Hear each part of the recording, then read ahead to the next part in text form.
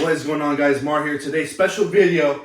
You guys like the other bench video, so I'm gonna make another one. I know I got a lot of comments saying about variations, accessories, and all that type of jazz, and basically how to just get a big bench. So I'm gonna get straight into it. No bullshit. Back at the whiteboard, my favorite whiteboard. I read a lot of stuff on this. So today we're gonna get straight to it. Now, there's multiple things that you're gonna have to take into account.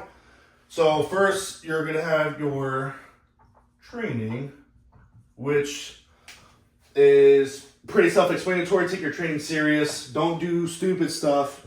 And I'm gonna get into this later. That's why I'm doing this. I'm doing the bench variations and accessories for this. So training, nutrition, self-explanatory too. Don't mind my handwriting, this kind of shit. Nutrition, don't eat junk food. Eat pretty clean food. Eat carbs before you go to the gym. That's my biggest tip. If you don't eat carbs before the gym, you're going to feel more like shit.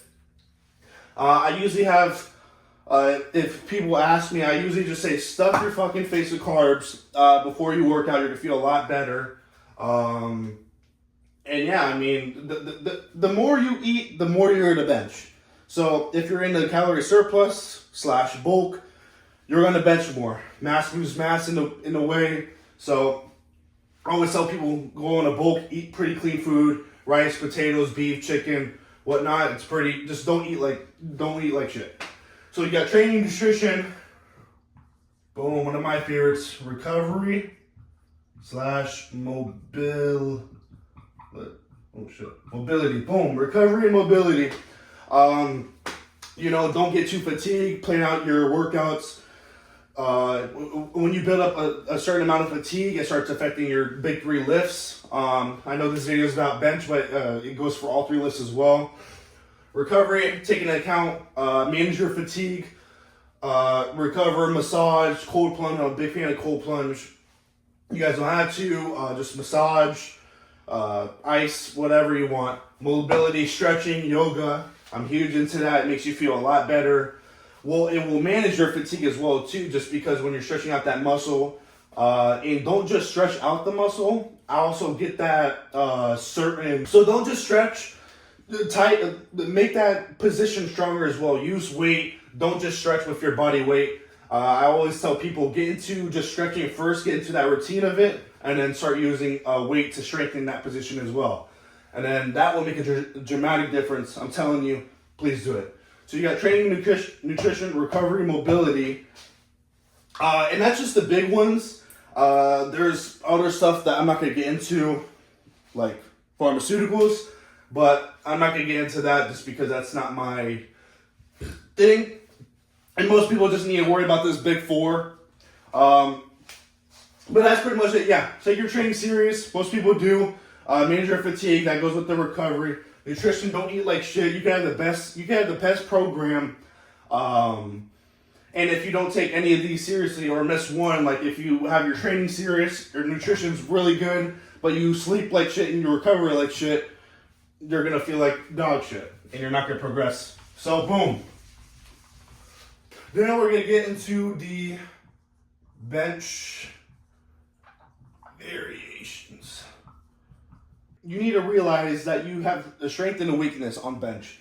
Whether that is your chest and tricep. So usually it's the big 2. You either have difficulty with the chest power or the tricep power.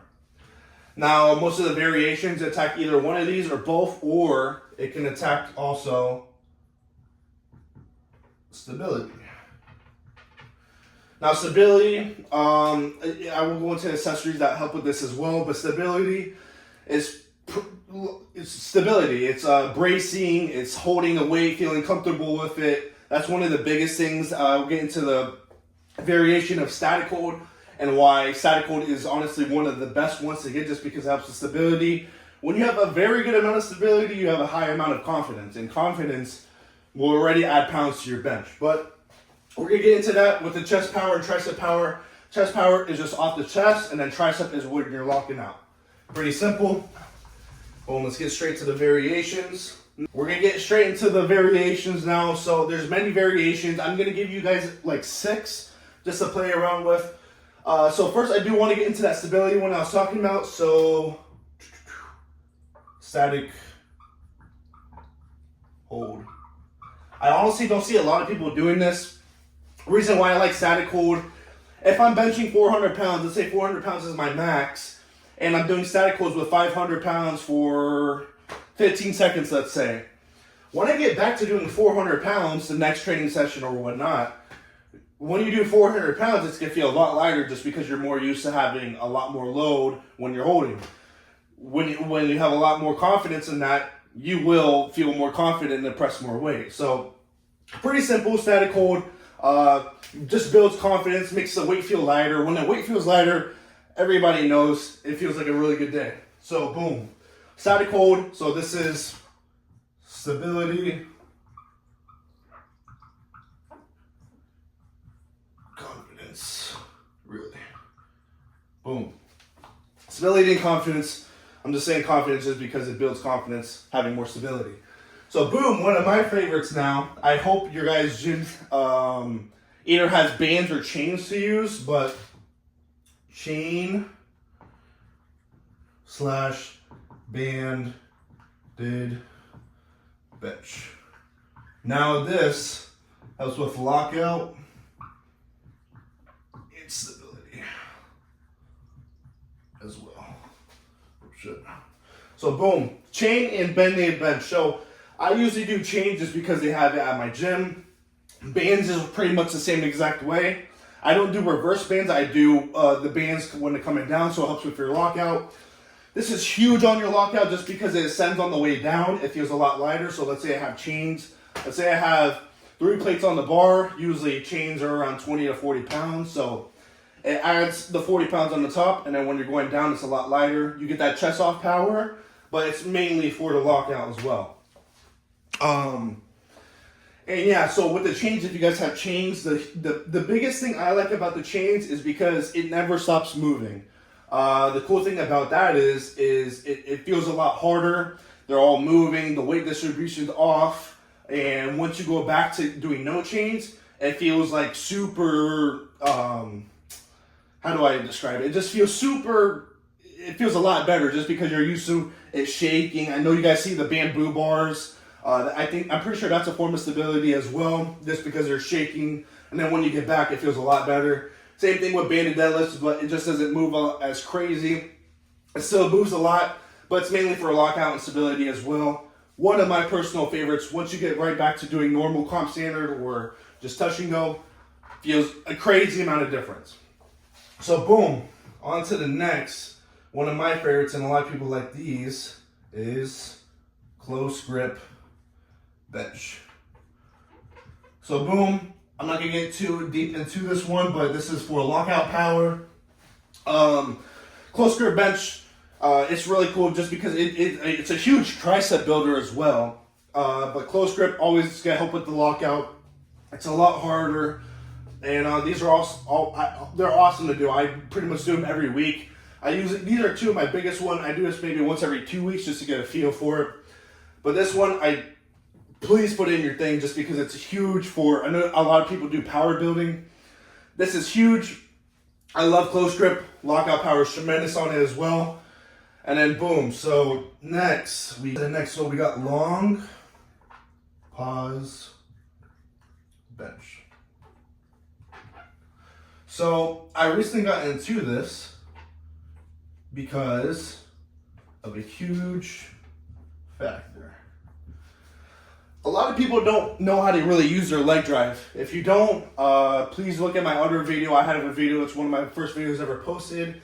It's about bench, its form, the grip on the bar, decreasing range of motion, and leg drive. Now, the reason why I like long pause bench, usually I do 3 seconds, is because it forces you to drive the power from your legs up to the bench. So you're obviously the bar is not in a moving state, it's paused, and it forces you to use your leg drive. And when I was starting to actually use my leg drive a lot more and learn how to properly use it, I put in these. And when you're using leg drive, you're not pushing up on the bench. You're going towards the bench, back towards the bench. So these help with that. So I'm gonna get into this as well. So a lot of people they like Larson press. And reason why I don't really suggest Larson press for a lot of people is because it obviously forces you not to use your leg drive. And I must say 90% of people don't even know how to properly use your leg drive. So if you know how to really use your leg drive, yes, I do. I do suggest you do Larson press. But I'm not really going to get into Larson press just because a lot of people don't know how to use their leg drive. And I feel like if you don't know how to use your leg drive and you're doing Larson press, you're not getting to this point, which is one of the biggest parts on the bench. Just because the bench is a full body exercise. And so, yes, once you figure out your leg drive, then go to Larson press. But obviously, upper body, you're not using your legs. Not using leg drive is a huge thing. And so increases upper body strength holding it as well. This is a huge stability off the chest. And yeah, so boom. Larson press. And we just went over long pause bench as well. Huge thing is the leg drive and getting that off the chest power as well. And it's good for comp standard because you never know how judges are. So boom, one of my personal favorites now is the pin press. So this is chest power. Boom, and we can do chest stability. So yeah, actually going back to Larson press, it is huge stability just because when you don't have your feet on the ground, you really have to stabilize it with your upper body versus having your feet planted on the bench and holding it like that. But boom, pin press. So you can actually, so I'm gonna mix this up actually. I'm gonna do pin press and Spoto, just because they kind of mix together. Press. So this could be chest / lockout. Now, pin press I'll go by first. You put the pins on the bench, which is the safety bars. You put it right level towards your chest, maybe an inch up, and you do it. You come here, you do it. It's pretty much a dead press. Usually pin press, people will go down and go right back up. I usually do like pretty much a dead press, but you're using pins. So boom, it just stays there. Do it, relax for a second. Keep tight though. But yeah, so pin press. This is obviously a mix with dead press as well. So pin press, you're using the safety bars. You have it an inch above your chest. That's what I usually do. And so you're coming down, you wait, you have the bar motionless, and then press right back up. Like I said, it's just for your chest. It's really good for chest off power. Like I said, get all these variations, write them down, figure out your strengths and weaknesses, whether that's chest or triceps or stability. You can always work on all three, but figure out these. And so yeah, so pin press off the chest power. Spoto press is chest and lockout as well. It's Spoto press, you're not using safety pins. It's pretty much like a pin press, but you're not using safety pins. So you could do either or. You could go really close to the chest. Spoto press is pretty much you're not touching your chest. You're pretty much doing like it looks like a bodybuilding exercise where you're not touching your chest, but it's for powerlifting. So you could either go right here or you could go a little bit higher and either get that lockout or chest, whatever is the weakness. I suggest, geez, I'm yapping a lot, aren't I? So yeah, if you want to do Spoto press, if your chest is lacking, go a little bit lower. If your lockout is the weakness, go a little bit higher. Boom.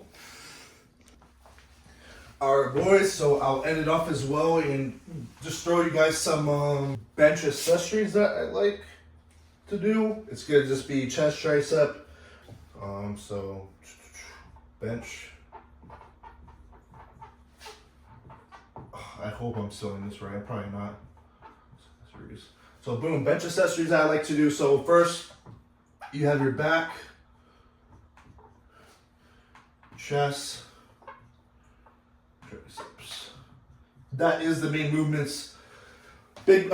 You guys probably have heard of big back equal big bench. Obviously, just because you're stabilizing your back on the bench. So boom, you got rear delt flies.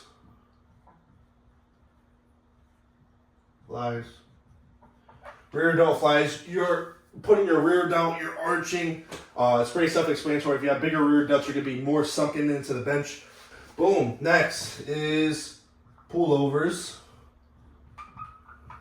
So pullovers I really like just because you're having a long bar and you're like rolling it towards yourself, and you really feel your lats. And I feel like, I don't know, people like I said, you can switch these around, but pullovers are just one of my favorites, just because you're using the longer bar and it feels better on my lats. Cable rows. I use the long bar as well, just to imitate the bench, and I really make sure I'm squeezing. Cable rows, just good, keeping the tension on the weight, and it imitates the bench really well. So boom. Next is pull-ups. There's literally no explanation. They're good for all three lifts. It really just stretches out the whole back. And pull-ups are one of the best exercises to actually build muscle as well. I know they're not specifically a powerlifting movement, but just getting the stretch. Pull-ups feel really good, in my opinion. They feel a lot better than these cable or weighted exercises. And you can do weighted pull-ups as well too. So pull-ups, it's pretty much a feel-good exercise for me, but they're also really good at building muscle, and they obviously help with the big three lifts as well. Boom, chest. So full ROM flies. Full ROM flies, just because we're strengthening the weakest part of the chest, which is the when you're getting to that lower portion, your chest is in a very vulnerable state. Doing full ROM flies, like really getting that stretch while strengthening that position. Boom. Incline / flat DB press. So boom, very good. Everyone knows the incline and flat dumbbell press. Sorry for my handwriting, it's super shit. Pretty simple, you're just strengthening that position as well too. And it's just a different variation. It's dumbbells. It's easier on your bicep tendinitis as well. Easier on the shoulders and elbows. For me personally, I hear a lot of people it's the opposite for some reason. But boom, so we got full ROM and then incline flat dumbbell press. I would put incline barbell press, but for me personally, I don't use them, and I don't want to just show you guys or put something on here that I don't really use. A lot of people do use it, but I personally don't. A couple shoulders. I'll put 2. So obviously, lat raises is 1,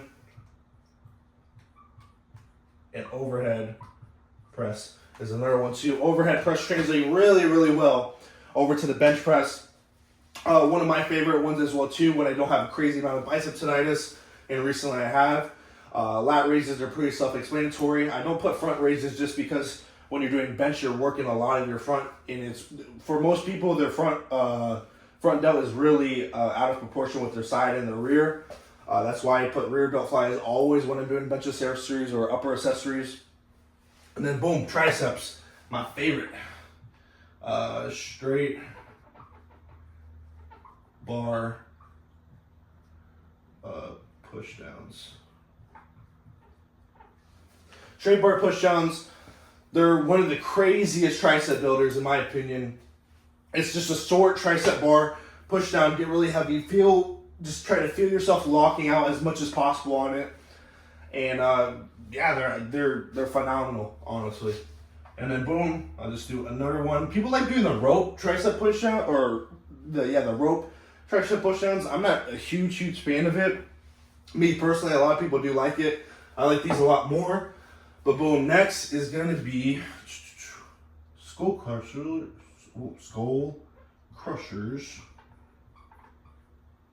Or close grip bench. So boom, skull crushers, huge tricep builder, really good on the bench as well too. Skull crushers are obviously in a close grip position. I like switching these around because they feel pretty good for me.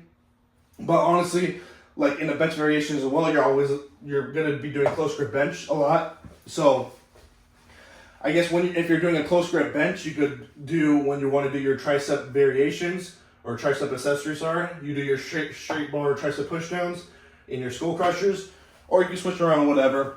But yeah. So boom, boys, that is it. I hope you guys enjoyed this video, took down a note or two. If you guys have any questions, please let me know. I try to answer every single comment. Yeah, boys, that's pretty much it. Thank you guys for watching. Like, subscribe. Hope this helped. Peace, boys.